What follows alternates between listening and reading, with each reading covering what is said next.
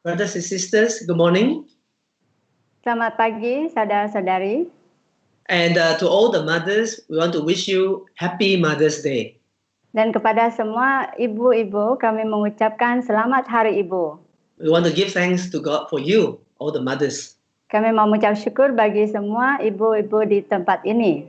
I'm so excited to share that we are starting a new series called Generations. Jadi saya sangat mau bersemangat untuk beritahu kepada kita akan memulai khotbah baru yaitu generasi. Jesus calls this in the Great Commission, he calls it making disciples. Yesus mengatakan dalam bahwa ini merupakan pemuritan. And so we want to see generation after generation of disciples who are strong in God, strong in Jesus. Jadi kita mau melihat generasi berikutnya akan menjadi lebih kuat di dalam Yesus Kristus. And I'm so excited this morning to have Mina translating for me. Hi Mina, good morning. Saya sangat semangat karena hari ini ada Mina untuk translate untuk saya. I'm sure she misses all of you. And so Mina, you want to share something just to encourage our BM brothers and sisters and Iban ones as well? Thank you, Pastor. Ya, saya sangat berterima kasih karena saat ini dapat berjumpa dengan kalian semua di dalam kebaktian online ini. Walaupun secara jasmani kita berjauhan, tetapi di dalam roh saya percaya kita berdekatan. Karena kita saling berdoa bagi satu sama lain dan dapat mendorong satu sama lain melalui WhatsApp atau telepon. Saya percaya tidak ada apa-apa pun yang dapat menghalangi kita terus bersekutu dengan satu sama lain. Dan sangat berterima kasih untuk teknologi hari ini. Brother Daniel dan saya selalu berdoa bagi kalian. Dan kami berharap kalian akan tetap kuat dan bahkan menjadi lebih kuat di dalam Tuhan. Walaupun ada cabaran yang kita hadapi bersama, tapi bersamaan kita selalu percaya bahwa kita tidak sendiri. Ada saudara-saudari yang bersama dengan kami, kita semua, dan kita selalu berdoa dan baca firman Tuhan. Saya yakin Tuhan akan menyertai kalian semua. Doa kami selalu bersama dengan kalian.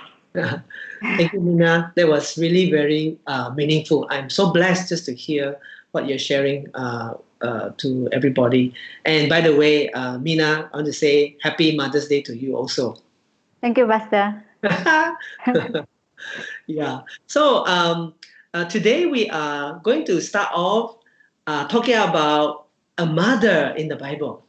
Jadi hari ini kita mau membahas tentang bagaimana seorang ibu di dalam Alkitab.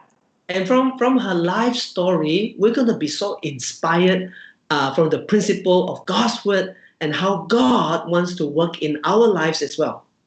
Dan melalui cerita kehidupan dia, kita dapat melihat bagaimana itu dapat menginspirasi kita untuk melihat bagaimana hidup kita dapat berbeda juga bersama dengan dia.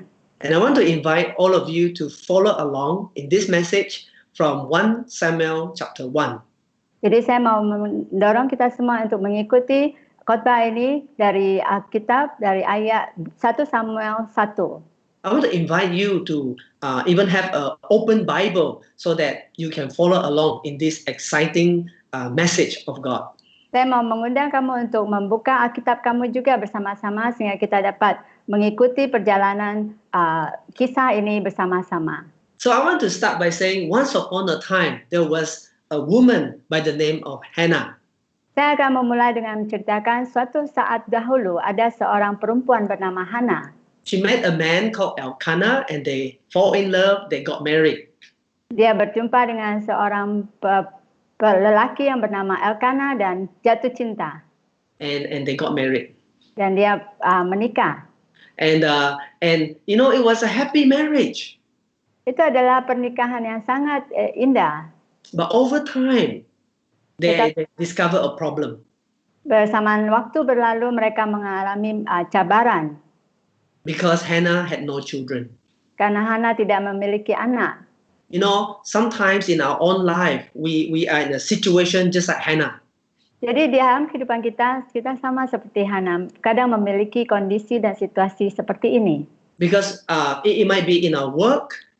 Mungkin dalam pekerjaan kita. Some of us are concerned that once the MCO is lifted, when we go back to the office, our boss will give us a letter and say, I'm sorry, we cannot keep you anymore. Mungkin setelah kawalan pergerakan ini kita pikir kita mungkin akan mendapat surat daripada bos kita bahwa kamu tidak dapat bekerja lagi di sini. So it may become a time of difficulty. Itu mungkin adalah masa yang sangat mencabar. And for some of us, we are wondering, when can our children go back to school? Dan mungkin beberapa di antara kita berpikir, kapan anak-anak kita dapat pergi sekolah lagi? And then we are also worried if they go back to school. Dan kita mungkin juga sangat khawatir jika mereka pergi ke sekolah. What if they get infected by COVID-19? Bagaimana jika mereka terjangkit COVID-19? Some of us look at our bank account and we see the number keep going down. Beberapa di antara kita melihat account bank kita dan melihat jumlahnya makin menurun. So we are going through a situation that we can identify with Hannah. Jadi kita mengalami masalah dan kondisi dan cabaran yang dapat kita lihat sama seperti Hannah alami. And today I want to tell us that God wants us to receive the hope that is in Him.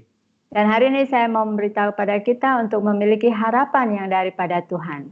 So I want to share three very powerful principles from Hannah's life that will be applicable and can change your life and my life today. Jadi saya memberikan 3 prinsip yang akan membantu kita dalam yang mengubah kehidupan Hannah dan juga dapat mengubah kehidupan kita sehari-hari. The first one is we may feel helpless, but we are not hopeless. Yang pertama itu kita mungkin merasa tidak berdaya, tetapi kita tidak putus harapan. We all have feelings. We are people of emotion. We can feel helpless, but in God, we are not hopeless. Jadi kita semua adalah manusia yang memiliki perasaan. Jadi ada saatnya kita mungkin mengalami rasa tidak berdaya, tetapi kita tidak putus harapan. Hannah felt helpless. She cannot have babies. Dia tidak merasa tidak berdaya karena tidak memiliki bayi. And when Elkanah now have wife number 2, Penina begin to have babies after babies after babies. Dan kemudian Elkanah memiliki istri yang kedua, Penina, di mana dia mempunyai anak dan punya bayi lagi, beberapa bayi. So year by year, Penina have more and more children. Jadi setahun berlalu, setahun dia memiliki banyak lagi anak. But Hannah had no babies. Tetapi Hannah tidak punya bayi. In fact, in verse 6 of 1 Samuel chapter 1, the Bible says that Penina was Hannah's rival, her enemy. Dikatakan di dalam ayat yang ke-6 bahwa Penina ini sama seperti musuhnya. Actually, Hannah have nothing against Penina, but Penina had something against Hannah. Sebenarnya Hannah tidak memiliki perasaan marah kepada Penina, tapi Penina yang memiliki masalah kepada Hannah. And it's so painful for Hannah.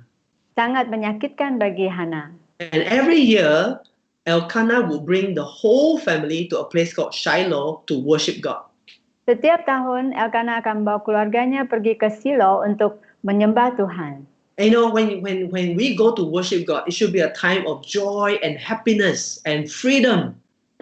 Jadi pada saat kita menyembah Tuhan, seharusnya kita memiliki saat itu hati kita seharusnya bersuka cita dan juga merasakan kebebasan. But for Hannah, it's always a very sad time. Tetapi bagi Hannah itu adalah masa yang sangat menyedihkan. Because every time they go to worship God, Penina would provoke her and irritate her until Hannah break down and cry. Karena pada masa seperti itu Penina akan selalu mengutuk dia dan juga menyakiti dia sehingga dia sakit hati dan hancur hatinya.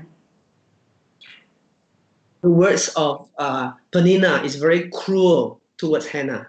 Karena kata-kata yang diucapkan Penina sangat tajam dan menyakitkan hatinya.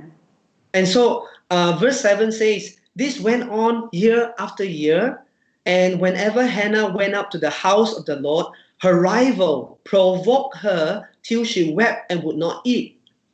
Di dalam ayat ke-7 dikatakan, dari tahun ke tahun setiap kali Hannah pergi rumah Tuhan, Penina akan menyakiti hati Hannah sehingga ia menangis dan tidak mau makan. So it was a horrible time for Hannah. Jadi itu adalah masa yang sangat menyakitkan bagi Hana. Worshipping God time should be a wonderful time, but for her it was a very sad time. Every year. Menyembah Tuhan seharusnya adalah saat yang sangat indah, tetapi bagi dia itu adalah sangat menyedihkan bagi dia. So every year it was suffering for her. Jadi setiap tahun itu seperti suatu penderitaan bagi dia. You know, that's why she needs a breakthrough.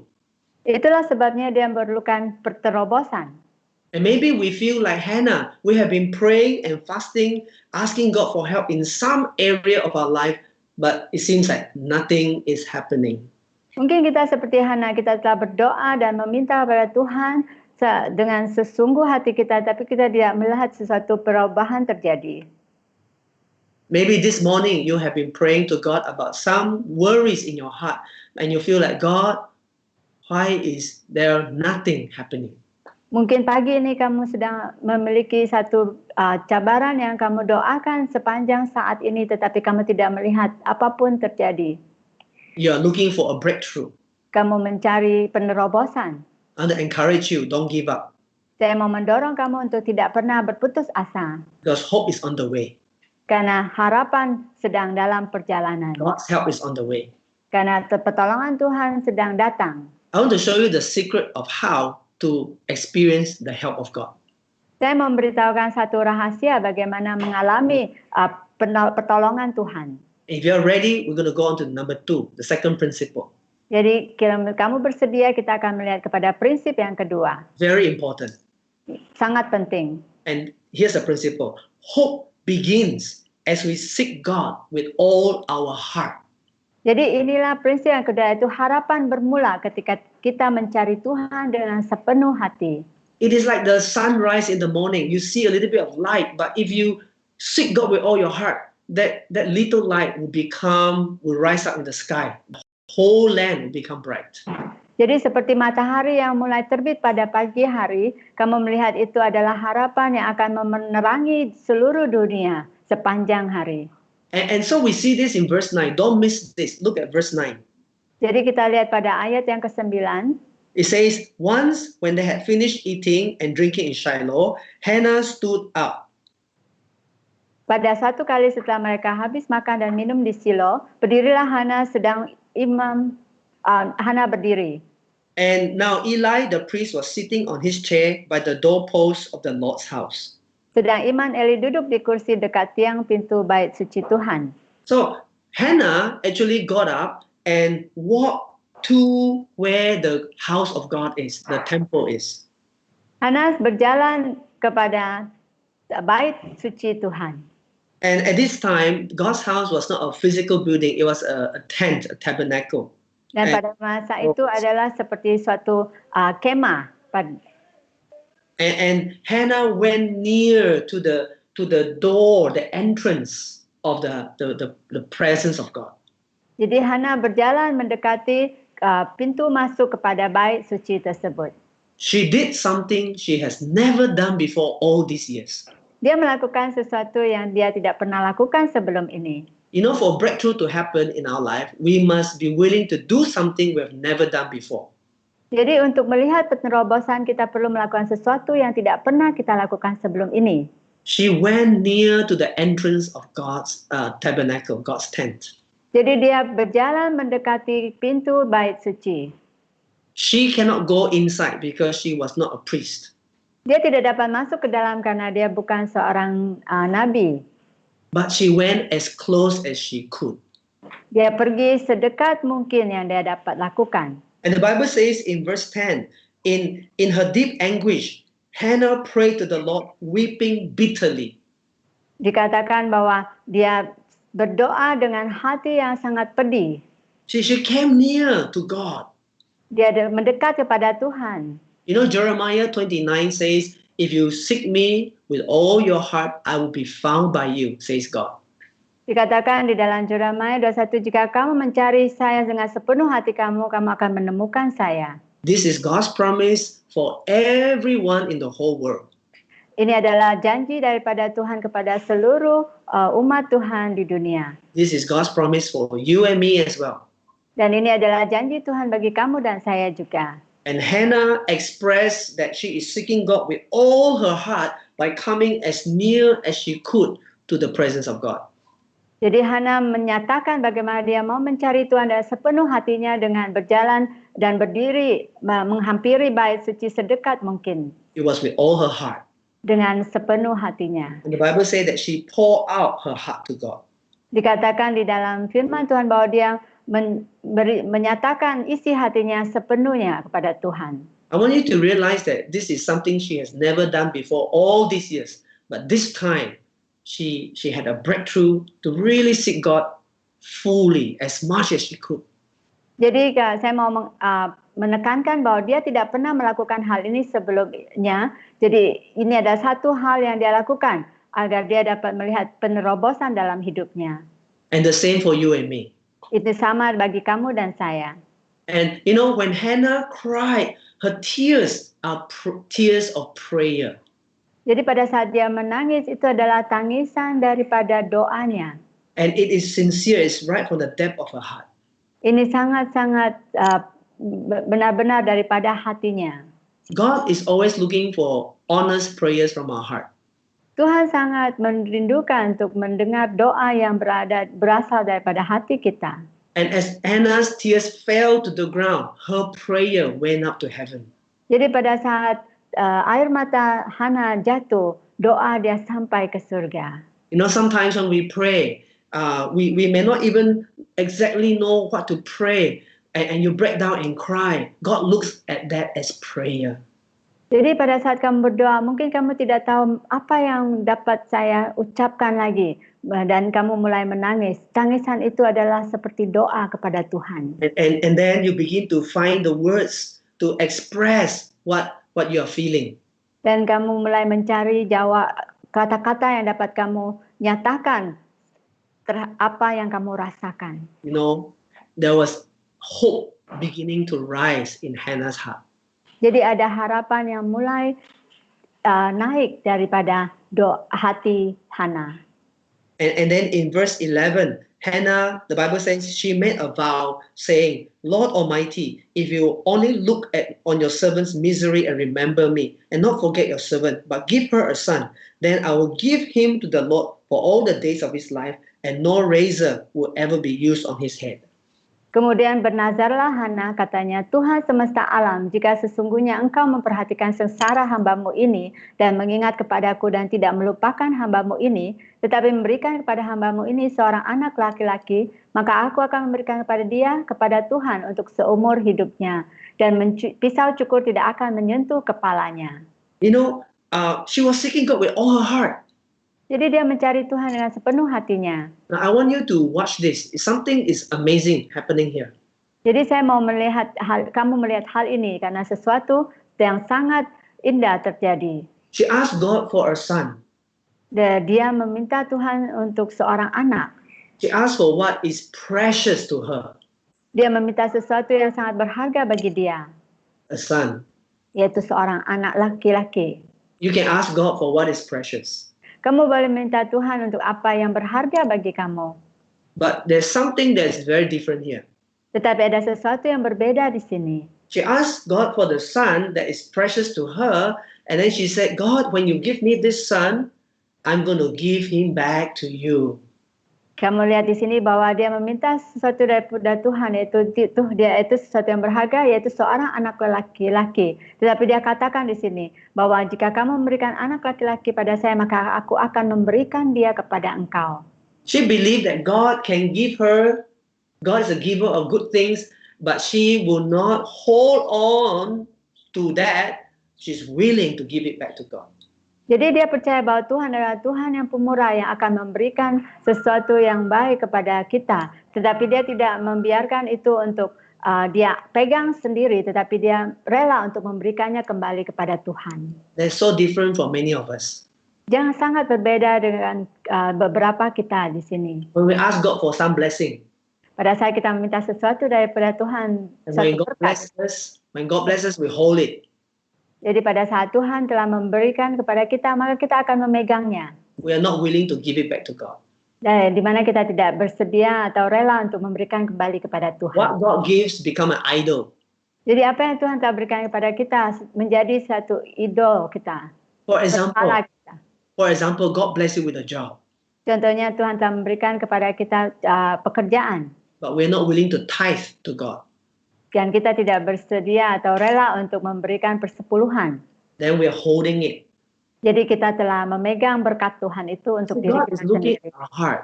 Jadi Tuhan melihat hati kita. He wants us to understand that when He gives us, we are willing to give Him back.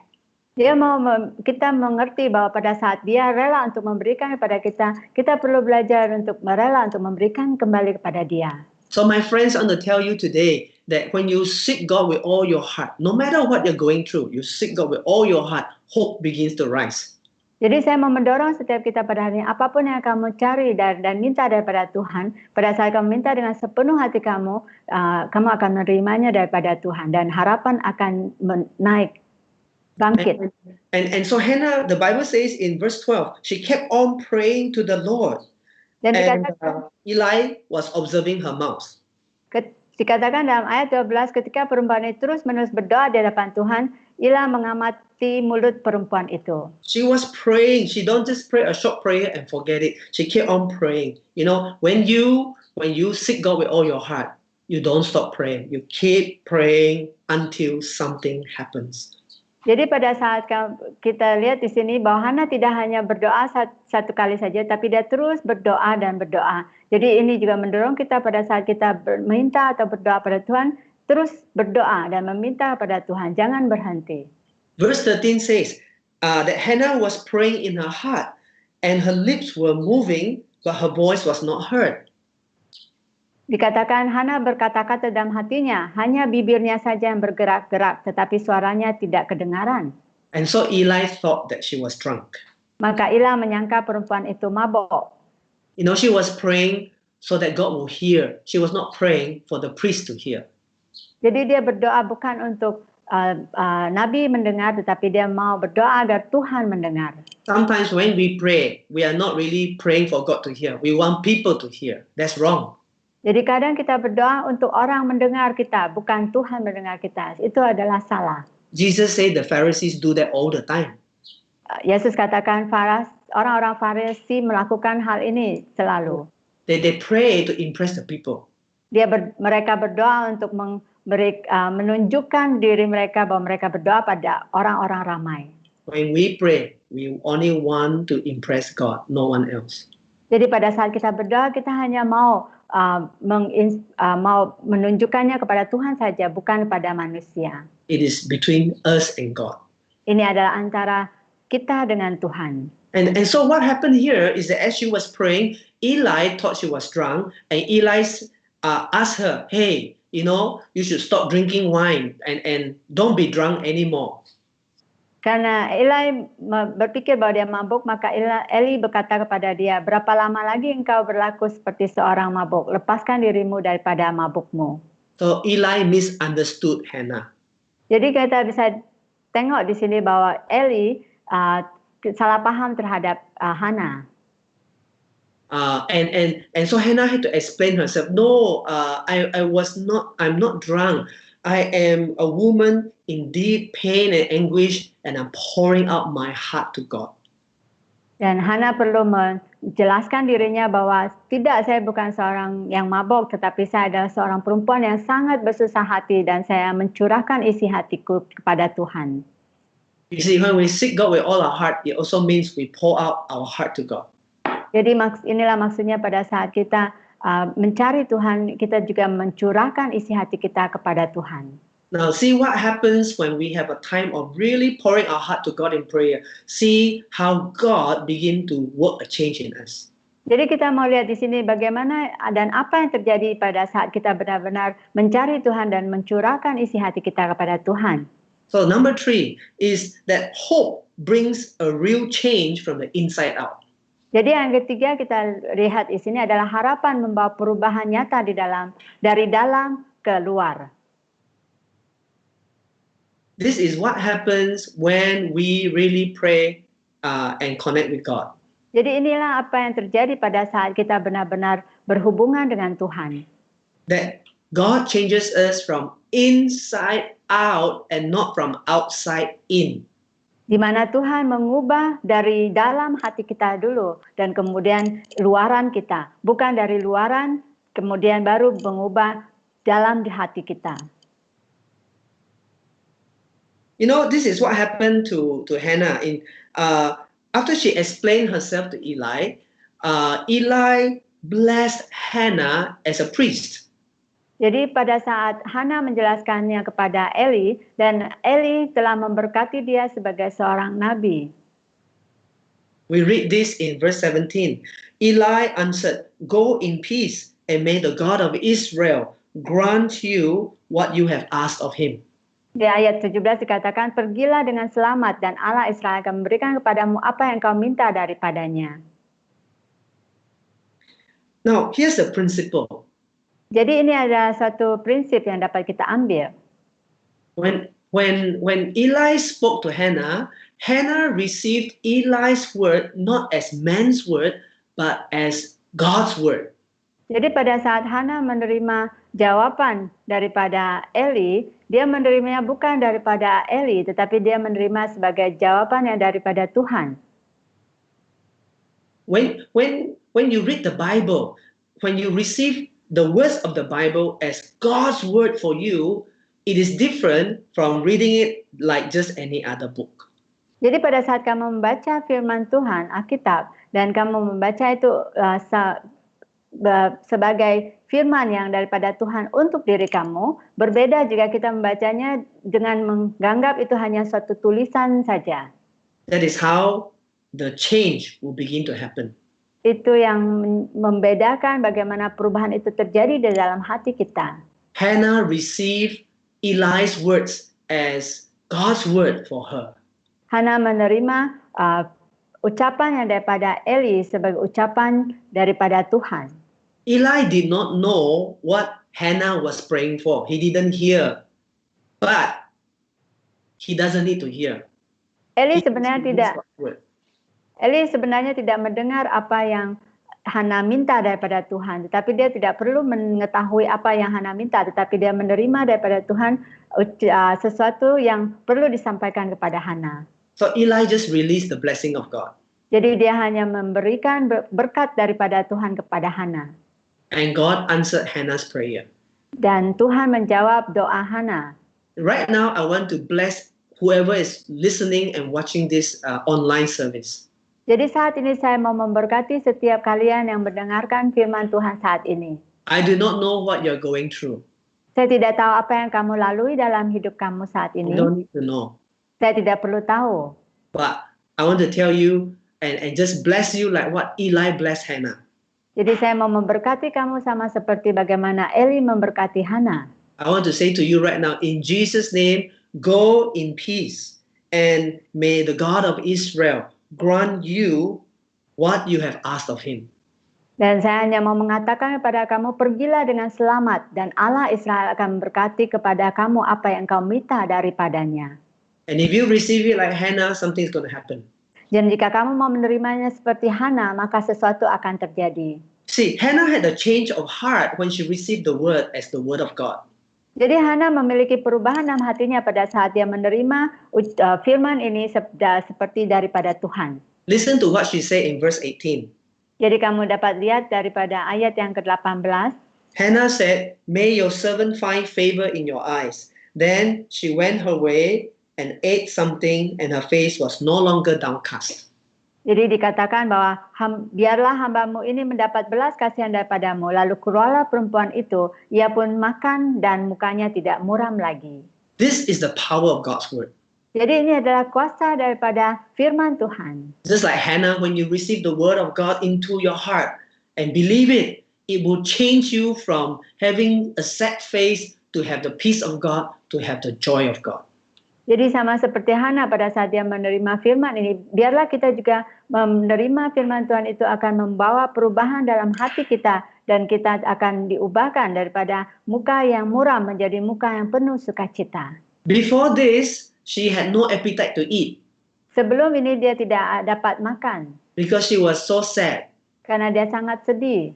and because Penina has been saying the nasty things about her like usual. Karena sebelum ini dia tak makan karena hati dia sangat sakit karena Penina selalu menyakiti hatinya. And for Hannah herself, she was very sad and she wanted a son. Dan untuk Hana sendiri dia juga sangat sedih karena dia sangat menginginkan seorang anak lelaki. Watch what happens when you really receive the word of God into your heart. Jadi kamu lihat bagaimana dan apa yang terjadi pada saat kamu benar-benar menerima firman Tuhan dan meletakkannya dalam hati kamu. Just like Hannah, we now can eat. We have appetite now because we really believe God. Sama seperti Hana, pada saat dia benar-benar percaya pada Tuhan, dia mulai dapat makan. And her face was no longer downcast. Dan mukanya tidak muram lagi. She was a changed woman. Jadi dia adalah seorang wanita yang diubahkan. From sad and in tears, now no longer sad, no more in tears. She had the peace of God. Jadi dari seorang yang sangat sedih dan muram, dia telah diubahkan menjadi seorang pesukacita dan tidak ada lagi kesedihan di mukanya. And when she came back to eat, Elkanah and Penina's sons and daughters can sense Hannah is different. Jadi pada saat dia berubah, Elkanah dan Penina dan anak-anak Penina dapat melihat perubahan dalam diri Hana. There's something different about Hannah now. Ada sesuatu yang berbeda di dalam diri Hana saat ini. She looks different.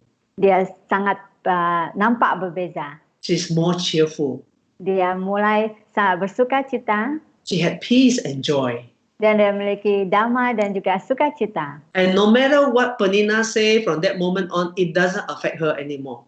Jadi apapun yang Penina katakan setelah itu tidak mempengaruhi dia lagi. See, hope has done an inside-out work. Jadi kamu lihat di sini bahwa harapan bekerja dari dalam hati kita dan mengubah luaran kita. Verse 19 says, early the next morning, they arose and worshipped before the Lord and then went back home. Keesokan harinya di ayat 19 katakan, bangunlah mereka di pagi-pagi lalu sujud menyembah di hadapan Tuhan kemudian pulang ke rumahnya. You know, that morning when Hannah worshipped, it was a different worship. Kamu tahu pada saat pagi hari Hana menyembah Tuhan dengan sangat berbeza. It was not sad like so many years before. Dibandingkan dengan tahun-tahun yang lalu yang mana sangat sedih. This time she worshipped with joy. Saat ini dia menyembah Tuhan dengan sukacita. She had a breakthrough in her spirit. Karena dia mengalami penerobosan dari hati. She worshipped God with freedom and joy. Dia menyembah Tuhan dengan sukacita dan juga kebebasan. And she became very attractive. Dan dia menjadi sangat menarik. And so when they reached home, Elkanah slept with Hannah and Hannah had baby. Dan pada saat mereka kembali, Elkanah bersetubuh dengan Hannah dan Hannah memiliki anak laki-laki. And in fact, the Bible says the Lord remembered Hannah. Dan dikatakan dalam Alkitab bahwa Tuhan mengingat permintaan Hannah. God has not forgotten you as well. Tuhan juga tidak melupakan kamu. But God wants to see your heart of just really seeking Him. Tetapi Tuhan mau melihat hati kamu yang benar-benar mencari Dia. And even right now, today when you hear this message, I think God is saying something to you. Receive it like Hannah. Jadi saat ini juga ketika kamu sedang mencari jawaban daripada Tuhan, Tuhan mau mencoba kamu untuk menerimanya seperti bagaimana Hannah menerimanya. Right now, let hope arise in your heart because of the word of God. Kiranya harapan daripada Tuhan bangkit daripada hati kamu sama seperti Hannah. Are you ready to receive the word like Hannah? Bersediakah kamu menerima firman Tuhan seperti Hannah? No matter what the future is going to be like, remember God holds your future in His hands. Jadi apapun yang mungkin terjadi pada masa depan, ingatlah bahwa Tuhan yang memegang masa depan. I want you to put your trust in the Lord right now. Saya mau kamu memegang dan berharap kepada Tuhan saja. If you're ready, let's pray. Jika kamu bersedia, mari kita berdoa. Let's bow our heads and we'll pray together. Mari kita tutup mata kita dan berdoa. Dear Lord Jesus, Bapa yang di surga, I thank you that you have spoken to us through Hannah's life.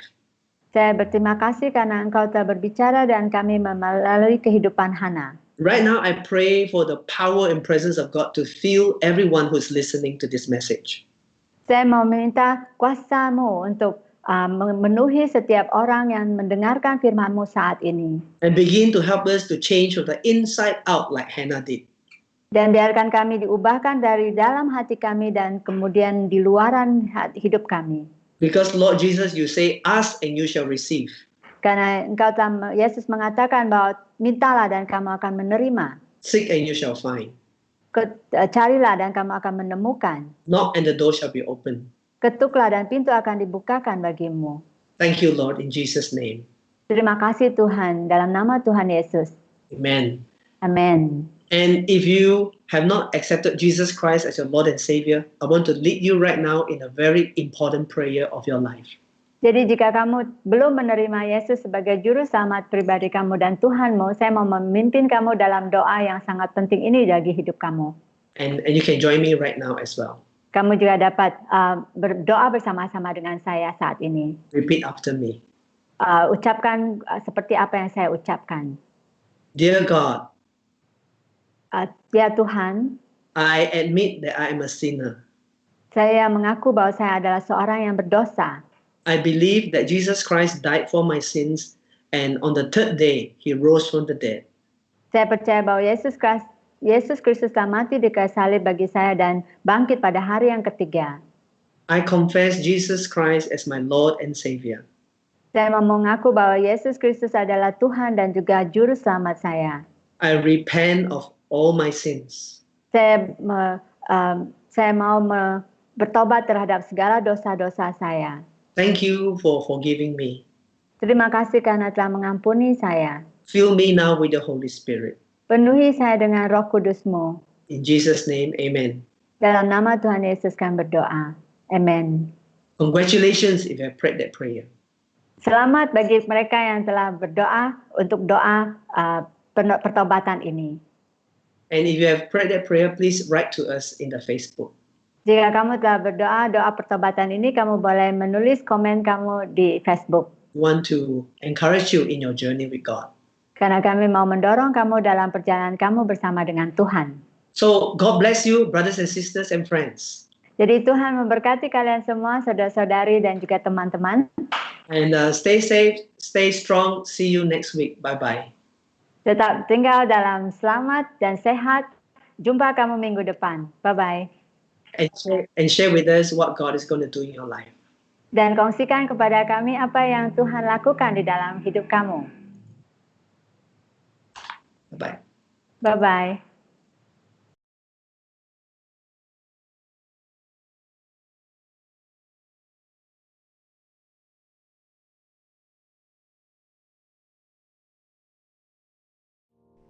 Hello everybody, I'm Joey from Haggai 1 and my husband Zach, Jeremiah, our daughters.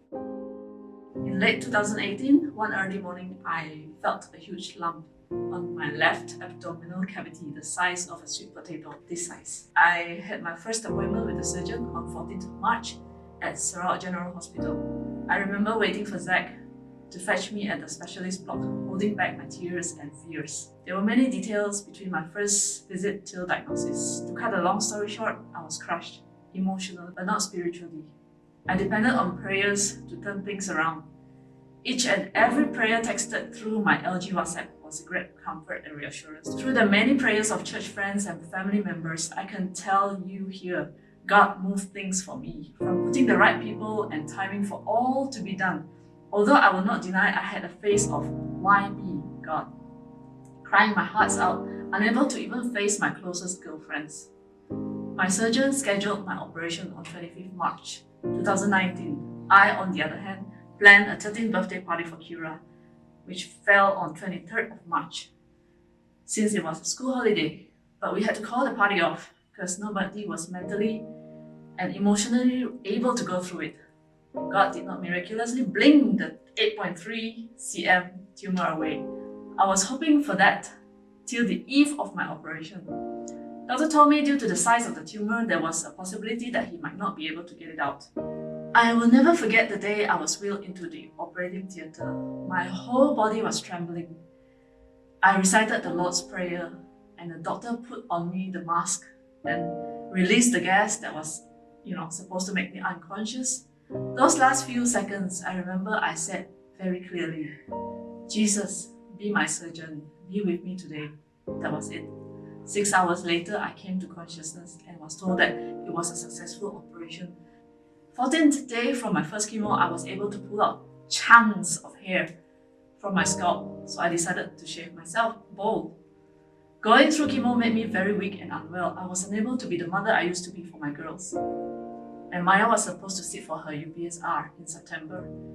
I was always the one who helped them with their studies all these years, for they do not have tuitions. In my mind, I prayed to God, God, help Maya go through this. Going through this ordeal made me learn a few precious lessons. As a mother, as a believer, I still do not think cancer of any kind is easy for anyone. No, it's not. I have come to accept this is a journey that God wanted me to take, and from it, I have understood that God has carved out His plans in my life as a mother. Even before 2019, through God, I have been training and teaching both girls to walk in the ways of God, and I've always drilled this verse in them. Colossians 3:23, also Kira's birthday. Whatever you do, work at it with all your heart as working for the Lord, not for human masters. I strongly believe bringing them up in the ways of the Lord has eased the phase of my diagnosis and recovery. They are independent, both in studies and at home. I could just focus on getting well. Praise the Lord. I have hope for the future. My hopes for my family, I have decided, can only be found in God. Even now, in this period of MCO and uncertainties, I have peace. I also want to thank God for my own mother, who was always on call during my treatment and recovery period. And to all mothers, happy Mother's Day. Know surely that our roles are extremely crucial in the kingdom of God.